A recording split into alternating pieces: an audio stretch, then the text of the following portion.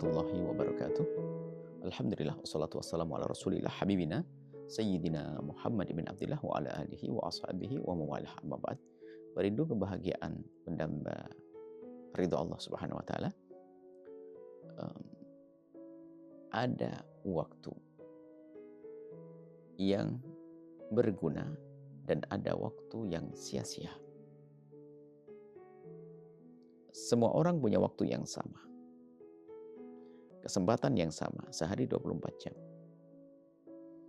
Akan tapi, tidak semua orang diberi oleh Allah kesempatan untuk mengisi waktunya dengan segala kebaikan. Sehingga ada orang yang menyia-nyiakan waktunya. Dan waktu sebetulnya adalah ra'su malina.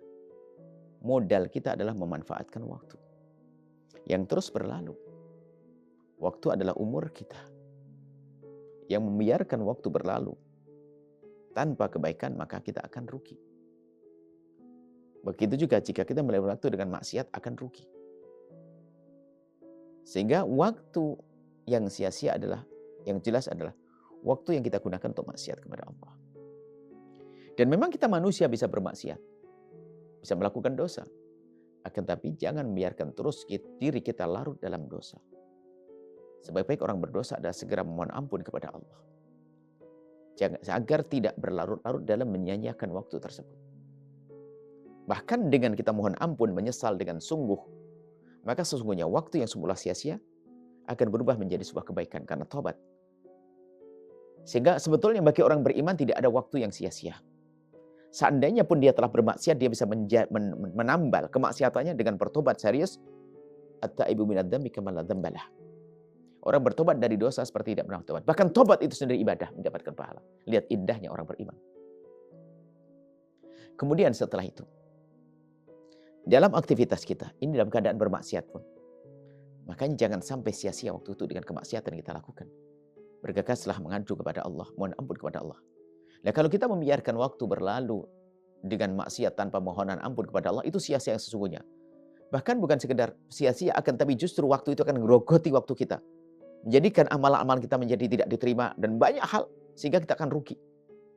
Ada dosa-dosa yang menarik amal baik, menghabiskan amal baik kita. Karena ada dosa menggunjing, dosa ini, zalim, dosa yang menghabiskan kebaikan kita. Kita berbuat baik, ternyata kebaikan yang kita lakukan di jam itu tidak ada artinya. Kenapa? Karena untuk membayar dosa yang kita lakukan. Naudzubillah. Maka ayo bertobat. Di saat melakukan dosa, bertobat. Dosa kepada Allah, dosa kepada sama manusia. Kemudian selebihnya, seorang mukmin sejati tidak akan biarkan waktu berlalu begitu saja tanpa kebaikan. Dan kebaikan kepada Allah bermacam-macam.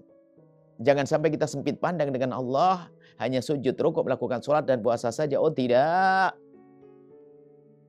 Kalau orang paham, begitu mudahnya dengan Allah, ternyata mesranya sebuah rumah tangga, keluarga, senda gurau, candaria, suami istri dengan anak-anak adalah ibadah. Mewujudkan kebahagiaan pada ibadah. Seolah-olah tampak menyia-nyiakan waktu. Oh tidak. Jika untuk kebahagiaan karena Allah, kebahagiaan keluarga rumah tangga, bukan maksiat kan ini? Menumbuhkan kecintaan di antara keluarga, agar hidup semakin indah. Maka ini termasuk ibadah. Membuat orang lain senang dengan cara yang halal. Ibadah. Jadi kalau sudah urusan dengan Allah ibadah, itu jangan dianggap sesuatu yang seram-seram saja.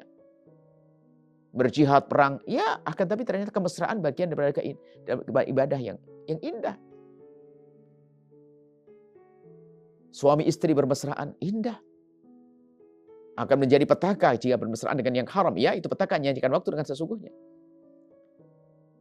Sehingga ibadah memang dibagi antara kita dengan Allah sangat spesial. Sholat, puasa, dan seterusnya.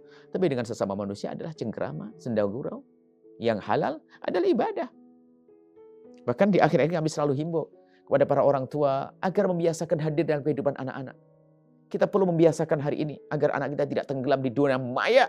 Kita perlu mereka kembalikan ke alam nyata dengan keindahan yang dihadirkan oleh orang tua. Kemesraan orang tua yang pandai bercanda, menghibur anak-anak, kemesraan, keakraban, menghargai, mendengar.